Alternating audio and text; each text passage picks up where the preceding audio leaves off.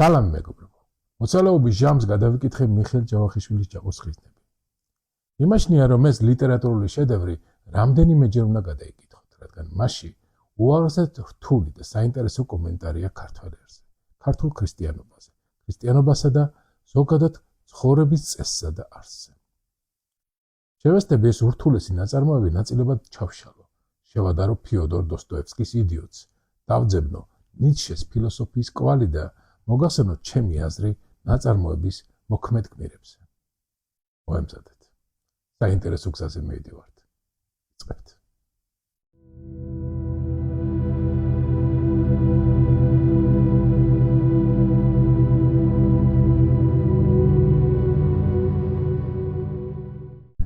უპირველეს ყოვლისა, მინდა გაგაფრთხილოთ, რომ ეს არის ჩემი პირადი ინტერპრეტაცია და არავითარ შემთხვევაში არ გთავაზობთ მას როგორც ნაწარმოების გაშიფრვის ამბიციას. ასევე შეგნებულად გვერდი აუარე ნაწარმოების კრიტიკისა და ანალიზის მცდელობებს. მხოლოდ ის მახსოვს, რომ სკოლაში ბავშვებს გვიხსნიდნენ თითქოს თეიმურაზ ხევისთავი ქართულ ინტელიგენციას, ანუ ქართველ ერს განასახიერებს, ხოლო ჯაყო ჯივაშვილი საბჭოთა ოკუპაციას.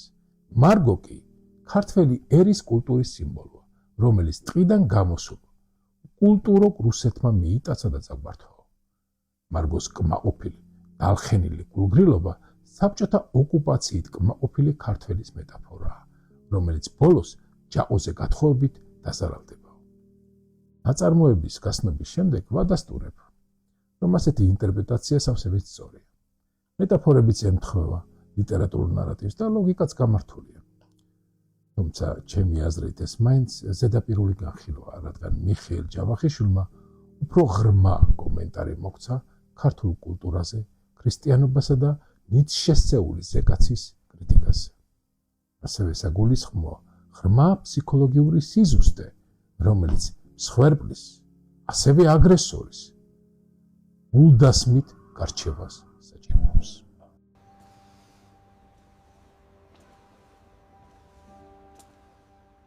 ნაწარმოების ფაბულას არ მოგახსენებთ. გონებ ამ ვიდეოს მნახველი უკვე ისნობს ნაწარმოების შინაარს. ამიტომ პირდაპირ სიმბოლოების ინტერპრეტაციაზე გადავალ. ჩემი აზრით, თეიმურაზ ხევისთავი წარმოადგენს ქრისტიანული მორალის კარიკატურას. ის არის მარჯვენა ლოყაზე თუ გაგარწყამენ, მარცხენა მიუშვირებ მნიშვნელობის განსახიერება. ქრისტიანული მიტევება და თვითკვემა, რადგან ბოროტება არის სისუსტე, რომელიც თავს აგრესიით ავლენს, ხოლო მიტევება სულგრძელობაა, რადგან კეთილი ადამიანი ბოროტზე სრულყოფილია, ამიტომ მოვალეა ასწავლოს და ბოროტის სინათლისკენ მოაბრუნოს. როგორც ვხედავთ, თეიმურაზისთვის ასეთი მსოფლმხედველობა კატასტროფით დასრულდა. ეს არის კიდეც მიხეილ ჯავახიშვილის პოზიცია. თეიმურაზის და ივანეს გასაუბრება ხომ ავტორის და პერსონაჟის დიალოგია. ივანეს პირით მიხეილ ჯავახიშვილი გვეუბნება, რომ ქრისტიანული სიყვარული მიღმიერია, მიწიერ ხალხს არ შვენის. ავტორი აღიარებს ქრისტიანობის დამსახურებას, რომ მან ერთგვარი ფარის როლი შეასრულა კულტურული იდენტობის შესანარჩუნებლად, მაგრამ ამის იქით ფრიად სკეპტიკული. ჩემი აზრით, მიხეილ ჯავახიშვილი ქრისტიანულ რწმენაში დაეჭვებულია. თუ ათეისტი არა, აგნოსტიკოსი მაინც არის. ასე რომ ამ ნაწარმოებში ამოკითხული გოლგოთის გზა, რომელიც ისევ გმირთა განწმენით სრულდება, სწორი ინტერპრეტაცია. ჯაყოს ხიზნობა გოლგოთაა, მაგრამ არავითარი განწმენდა არ ხდება. გმირები დამსხრეული და განადგურებულები რჩებიან. ამგვარად, ივანეს პირით გვეუბნება, რომ ქართველები ქრისტიანები არც არასდროს ყოფილიყო, რადგან მიწიერი ხალხი ვარ და სულით არისტოკრატულები. აქ დახვეწილობას არ გულისხმობს, არამედ ამპარტავნებას. ჩვენში ღვთისძიება უცნობია, ამიტომ რელიგიური სექტები არ გქონიაო, რადგან ჭეშმარიტების ძიებით თავი არ შეგვიწუხებიაო. ივანეს და თეიმურაზის დიალოგში ავტორი ერთგვარ ექსპოზიციას გვთავაზობს, რომელსაც ხან ივანეს პირით გვთავაზობს, ხან თეიმურაზის. დიალოგის მეორე მხარე კი მხოლოდ კითხვას ამზადებს, რომ ავტორმა საჭირო საკითხზე აზრი მოგვაწოდოს. თეიმურაზის პირით ავტორი ქართველთა შრომის მოყვარეობასაც აკრიტიკებს. სწავლას მხოლოდ იმიტომ ეშორებიან, რომ ძიმე შრომა თავიდან აიცილონ. იქვე ივანე პასუხობს, შენ რომ გძინავს, ჩვენ ვშრომობთ, მაგრამ თეიმურაზის აზრი უფრო ღრმა ანალიზია. ქართველებმა გერმანელებისგან ვერაფერი ვისწავლეთ. მაშინაც კი, როცა ჩვენ გვერდზე ცხოვრობდნენ. უცნაურია, მაგრამ ავტორის შენიშვნა დღესაც აქტუალურია. როცა ყველა საჭირო ატრიბუტად უნივერსიტეტის დიპლომს მიიჩნევს, მიუხედავად იმისა, რომ არჩეულ პროფესიას საფუძვლიანად არ ეუფლება. ნაწარმოების კომენტარის მთავარი ხაზი თეიმურაზ ხევისთავი. ავტორი დაუნდობლად კენწლავს მის საწყენ თუ უწყინარ მოქმედებას. ისეთი აქტიც კი, როგორც კოცნაა, ხევისთავის შემთხვევაში დორბლიანი ლოშნა. სიარული ზბლასვნა, საუბარი ამოკნავლება, სიცილი ქირქილი. ავტორი თეიმურაზს ნაკაცარს უწოდებს, თუმცა ტექსტი მას კაცად არასდროს გვიხასიათებს. ის თავიდანვე ბიოდეგრადაციის ფორმაა. უდაოა, რომ ეს კაცი ბრიყვი და სულელია, ასევე ცხოვრებისთვის გაუწრთვნელი პარაზიტია, რომელსაც ნიშანდარის მომარაგების წყარო როგორც კი გაუწყდა, გახრწნილი ძაღლი ჩამოეკიდა კისერს. მაგრამ ეს ადამიანი, როგორც ვახსენე, ქრისტიანული მორალის კარიკატურაა, აბსოლუტური სიკეთე და კეთილშობილება, რომელშიც მოკლებულია ცხოვრებისეული ადაპტაციის და პრაქტიკული უნარების ელემენტები. ბოლომდე სწამდა, რომ ღრმა განათლების გამო მეტი პატივი ეკუთვნის და შესაფერისი სოციალური სტატუსი უნდა დაიკავოს. სრულიად განადგურებული თეიმურაზის ჩივის, რომ ამღელა განათლება კაცმა იმიტომ მიიღო, რომ სიცოცხლე კოოპერატივში ან სოფლის სკოლაში უნდა გალიოს. არადა ეს მისთვის გამოსავალი იქნებოდა, რომ გახრწნა შეეჩერება. ასე იყო თუ ისე, მთავარი პრობლემა ცოლ-ქმრისთვის ღამის გასათევის არარსებობა იყო. ოდვების კორიანტელს თუ ჩავეხსნებით, ბუღალტერი აშკარად გამოსდის. ანგარიშიც იცის და მისი ცოდნა არც ისე თეორიულია. მას ჰქონდა შანსი ებუღალტრა და პუბლიკაციას ეწარმოებინა.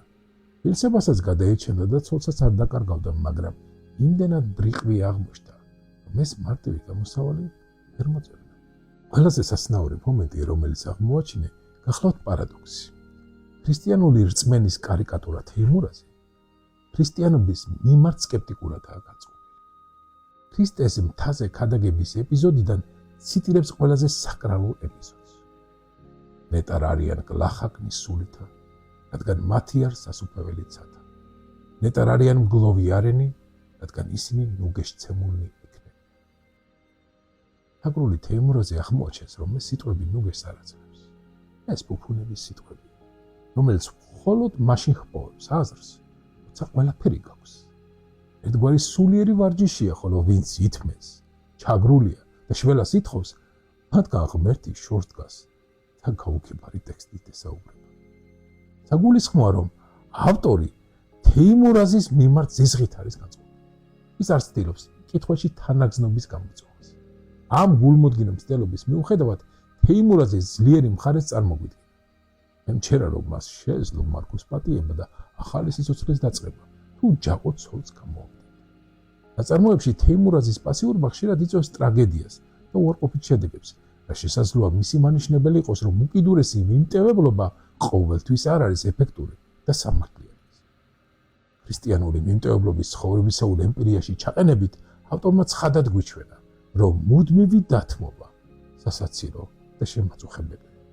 მაგრამ თეიმურაზის თვითგვამაში და მარგოს პატიების ძალაში მე ისეთ რამეს ვხედავ, რაც ყველას არ შევიზღერს. ეს ისუსტისგან არის. თეიმურაზი სრულებით კეთილშობილია და კარგად ესმის, რომ პატიება ძლიერი სვალი. ერთგვარ მსგავსებას ვხედავ თეიმურაზ ხევისთავსა და ფიოდორ დოსტოევსკის ლევ მიშვილის. ორივე ქრისტიანული მორალის კარიკატურაა. ორივე უკეთილშობილესი ადამიანი, რომელიც შეეჯახა მანკიერ საზოგადოებას. მოსკოვის არისტოკრატია ლევ მიშკინის არაპრაქტიკულ კეთილშობილებას იდიოტობად უთვლის. ლევ მიშკინი სუსტი, ავადმყოფი ადამიანი, რომელიც მზადაა ყველას ყველაფერი მიუტოვოს. მაგრამ პრინციპული სხვაობა ჯავახიშვილსა და დოსტოევსკის შორის ახლავთ ის ფაქტი, რომ პირველს ეზიზღება მთავარი, ხოლო მეორეს უყვარს. თეიმურაზი მუდმივად ამაძრზება, მაშინაც კი როცა კითხულობს, წინზიბარის ამბებს ეცნობა და მეუღლეს ცდილობს ყურადღების მიქცევას ჩამოტება.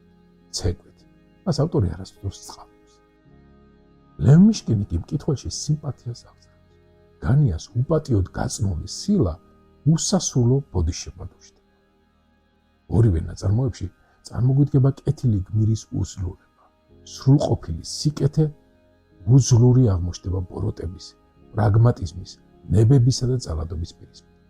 მათი იდეალები უცხოა იმ გარემოსთვის, რომელშიც არსებობენ. ორივე ნაწარმოები გვთავაზობს საზოგადოების უმკაცრეს კრიტიკას, რომელიც ვერ იტევს, ანადგურებს, ან დასცინის სულიერ სიწმინდესა და კეთილშობილებას. არც ერთი გმირი არ იმარჯვებს თავის სიკეთით. ორივე შემთხვევაში შედეგი ტრაგიკულია. თეიმურაზის სრული განადგურება და მიშკინის გონების დაბეჭდა. პრინციპული სხვაობა ორ ავტორს შორის გახლავთ რელიგიური ხაზის განსხვავებულ განზომილებაში. დოსტოევსკი მებრძოლი მართლმადიდებელია, ხოლო მიხეილ ჯავახიშვილი კი სეკულარული. ამიტომ ჩემი აზრით ჩვენებურის დასკვნა სოციოლოგიურად უფრო ზუსტია. ლევ ტოლსტოის აღიარებენ როგორც ქალის სამყაროს მესაიდობას. მე მის გვერდით მიხეილ ჯავახიშვილსაც დავაყენებ. მიუხედავად იმისა, რომ მარგო სიმბოლურ ნარატივს განასახიერებს, მისი ქალური ბუნება აბსოლუტურად ზუსტად არის გახსნა. გაუპატიურების აქტის შემდეგ მარგოს გადაწყვეტილი ჰქონდა, რომ ყოველივე მოეთხრო მეუღლესთვის, მაგრამ მისი თავშეკავება თეიმურაზის სიბრიყვემ შეადგინა. დეტალური გამოკითხვისა და საფუძვლიანი ეჭვიანობის მაგივრად მარტივად გაატარა ჯაყუს ვერსია. ეს მომენტი ქალისთვის მნიშვნელოვანი იყო, რადგან მეუღლის თანხმობა მხოლოდ სიბრიყვით არ იყო გამოწვეული, არამედ სისუსტით. ამიტომ სიმართლის გამხელა სამერმისოდ გადადო. როცა ხელმეორედ გააუპატიურეს ამჯერად ქმრის გვერდით.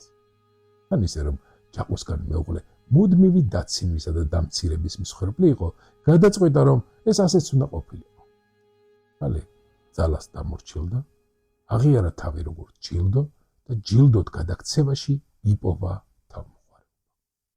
ცხადია, რომ თეიმურაზმა უღალატა, ვერ გადაარჩინა ქალის საშინელ დამცირებას, რადგან თეიმურაზის გადაწყვეტილება იყო ხიზნად შედგომა.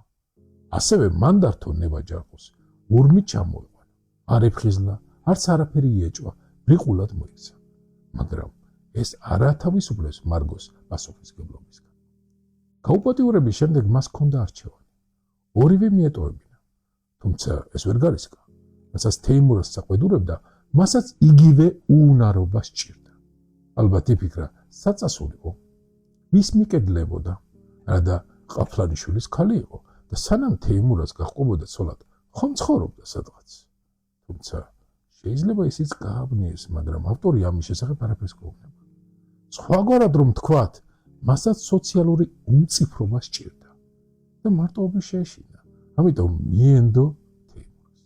საბოლოოდ მისი არჩევანი გადაწყვეტა გადარჩენის ინსტინქტმა და ქალურმა ვნებამ.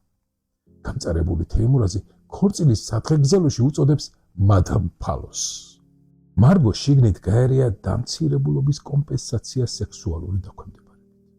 ახალი ბრძანებლისადმი ფსიქოლოგიური იდენტიფიკაცია. ივანე, როგორც ავტორის მეგაფონი ასკვნის, ანგარიშში შეცდა. კარგად მაცხოვრებს, ბორში და კატლეტი არ მომაკლდება. დამოუკიდებელ ცხოვრებასა და ჯაყუსთან ცხოვრებას შორის არჩევანი გააკეთა ჯაყუს სასარგებლოდ, რადგან პარაზიტობა ერჩია. სასნაური იყო მარგოს დუმილი, როცა თეიმურაზი მისგან პასუხებს ითხოვდა. ეს არც ტოქსიკურობა, არც უგულობა, არამედ შიდან გრევის დასრულება, როცა აღარ შეგიძლია არც დაპირისპირება, არც გადარჩენა. ნასტასია ფილიპოვნა არასრულწლოვანი გაუპატიურეს. ეს სულიერი ტრამვა იქცა მისი ეპატაჟური და უმორჩილებლობის შთაგონებად. ის არ ეგუება დამცირებასა და სურს მოსკოვის არისტოკრატია შეარწმუნოს თვით დამცირებად. ნასტასია ფილიპოვნასთვის დამცირება იქცა ენერგიის წყაროდ და საჯარო თვით დესტრუქციით ცდილობს საჯარო განცხადების გაკეთებას. ნასტასია ფილიპოვნა შეგნებულად ამბობს უარს ლევ მიშკინზე, რომელიც უყვარს, რადგან მას თვით განადგურება უკვე გადაწყვეტილი აქვს. და ლევ მიშკინი შურიზიების კულმინაციურ მომენტში გამოეცხადა, როგორც კათარზისის არჩევანი.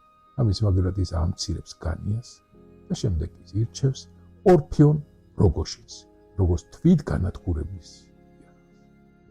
თუ შევატარებთ მარგო ყაფლანიშვილსა და ნასტასია ფილიპოვნას, მნიშვნელოვან მსგავსებებს და სხვაობებს აღმოჩენთ.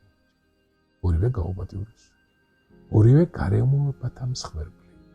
და შედეგი მათ სიმრიკლით არ დამდგარა, სასნაური უფრო სხვაობებია. მიუხედავად იმისა, რომ არც ერთმა არ აირჩია გულწრფელი სიყვარული, გარემოებები განსხვავებული. ნასტასია ფილიპოვნა ლევ მიშკინს არ დაუღალატა. ის მისი მშველელი იყო. მის უბედურებაში ბრალი არ მიუძღვის, ხოლო მარგოს შემთხვევაში თეიმურაზი პირდაპირ დამნაშავდა. ორფიონ როგოჟინი აბსოლუტურად ალაგია. მას არასდროს უზალადია ნასტასია ფილიპოვნას ის უბრალოდ გამოიყენეს როგორც შურისძიების იარაღი. ჯაყო ჯევახშვილი კი მოძალადე. მთელი უბედურებაც მხოლოდ მის კისერზე. ყველაზე მთავარი კი დამცირებაზე რეაქციაა. ნასტასია ფილიპოვნა ატარებს ფემინისტურ გზავნილს, ბრძოლას თვითგანადგურებამდე. ხოლო მარგო ეგუება მოძალადეს და მორჩილებაში ელის შესაძლო კონფლიქტულ რეზოლუციას. რაც შეეხება ჯაყოს, მე ყოველთვის მაყურებდა მისი ფსიქოლოგიური манипуляცია. უეჭველია. ჯაყო თბილისში სწორედ ცოლის წართმევის განზრახვით ჩამოვიდა. იზნობის იდეა თეიმურაზის მასპინძლობის დროს არ დასჩენია. ჯაყო იმდენად ჭკვიანია, რომ ხვდება ძალადობა ყოველთვის პირდაპირ არ არის ეფექტური. მას ჭირდება ფსიქოლოგიური მომზადება, ნიადაგის მომწიფება. როგორი მუხანათური იყო მარგოს გაუპატიურებას, არავითარი შანსი არ ქონია. რადგან ქმარმა თავისი ნებით გამოუშვა, სავარაუდოდ თეიმურაზი ბრიყულად დაითანხმა. ამის მერე ყველაზე ჭკვიანური მისი მხრიდან თეიმურაზის დამცირება იყო, რათა მარგოს რისხვა გაენელებინა, ხოლო თეიმურას ქათმის დაკლა შესთავაზა. იცოდა რომ ვერ შეძლებდა და დასცინებდა. ზუსტად ამ მომენტში აგრძნობინა მარგოს, რომ თეიმურაზი არასრულფასოვანია და ამ სიმართლის გამხელას აზრი არ აქვს. მარგო დააყენა ურთულესი დილემის წინაშე. ყველაფრის თქმა და საჯარო სირცხვილი, რომელშიც არ იქნებოდა შურისძიება, რადგან ნაკაცარი ქმარი ყავს, რომელიც მის ღირსებას ვერ დაიცავს, სიმართლის თქმის შემთხვევაში უბრალოდ ცოლ ქმარს გარეთ გააგდებდა, ან უმისამართოდ გაქცევა. მესამე არჩევანი კი მორჩილება იყო. ასევე ზაკურად მოფიქრებული იყო თეიმურაზის თანდათანობით მკვლელობა. ჯერ დამცირებულ თეიმურას ბრინკას სახელი მიაწევა.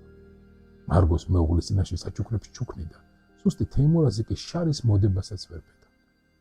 5 დღე საჩუქრების მიზეზით ქალაქში წაიყვანა და ცოლის ცალსახა თანხმობით ფსიქოლოგიურად განაიარა. შემდეგ დუქანში დახლიდარა დააყენა, ცოლის წინ დაამცირა.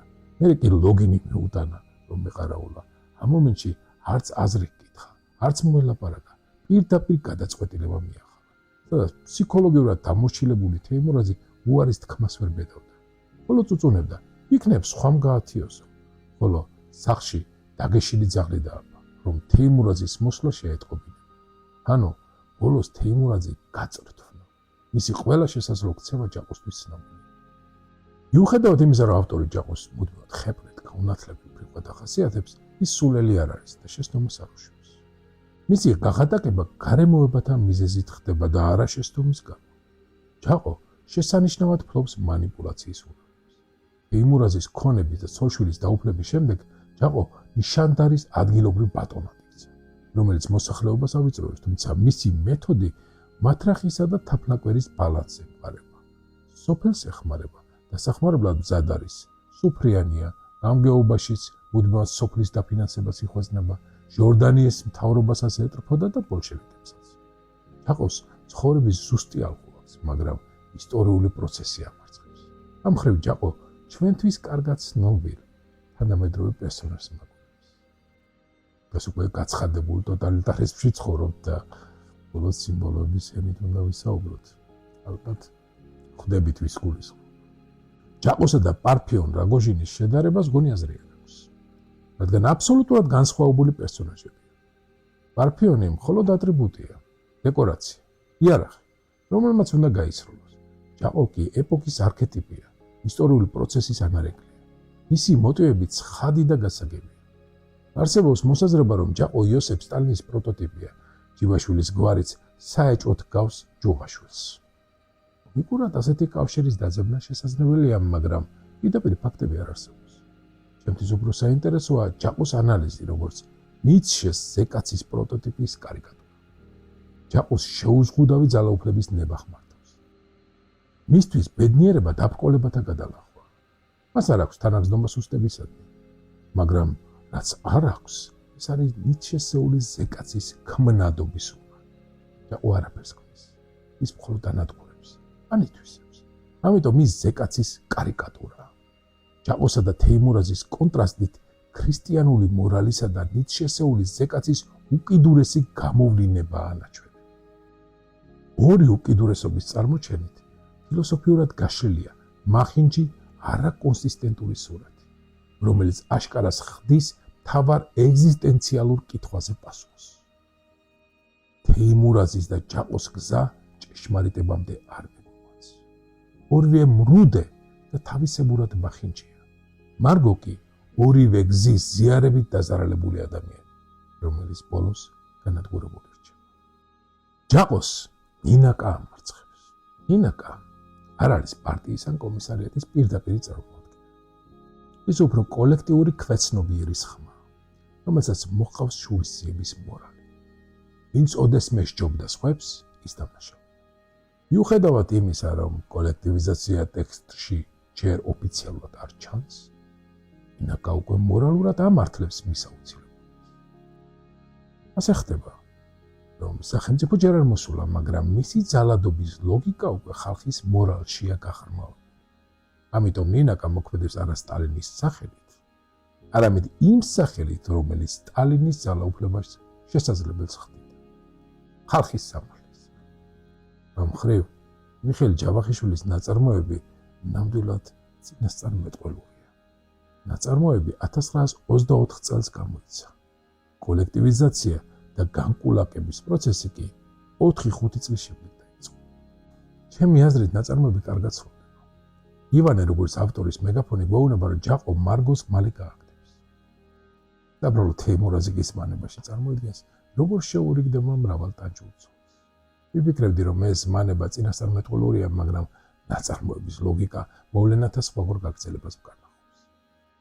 თეიმურაზმა მრავალჯერ წარმოიდგინა მოვლენათა განვითარება, ჯაყოსთან და მარგოსთან დაგეგმილი დიალოგი, მაგრამ მოვლენები ყოველთვის სხვაგვარად განვითარდა. ამჯერად მარგოსთან მოსალაპარაკებლად ჯაყო ხელს არ შეუშლის, მაგრამ საკითხავია, როდის და რა შემთხვევაში გააგდებს ჯაყო მარგოს. ჯაყოსთვის მარგო გამარჯვების ნადავლია. მას ასე მარტივად არ გააგდებს. ეს მხოლოდ იმ შემთხვევაში მოხდება, თუ ჯაყო აღზევდება და ახალ მიზანს განიზრახავს, რომელშიც მარგოს ხირებულება აღარ ექნება. არსებობს სავარაუდო გაგრძელების ცნობა, რომ ჯაყოს მარგოს ნინაკა არ თქმევს და მას ქართლიდან აძევს, მაგრამ ასე დასასრულ სინათლე არ ხერხებია. ასე რომ დასასრული სწორედ ისეთი გვაქვს, სადაც ორი ნაომარი მხარე ერთ სივრცეს იღობს, ერთმანეთს ყოველდღე ხვდება. ერთი მარგოს დაბრუნების სრულით იწვის, ხოლო მეორე ახალი სახლის ასაშენებლად ემზადება. მარგო ნაცემი, ნათრევი, შიმშილით მილეული ქალი. ივანეს წინასწარმეტყველება კი ცალსახა.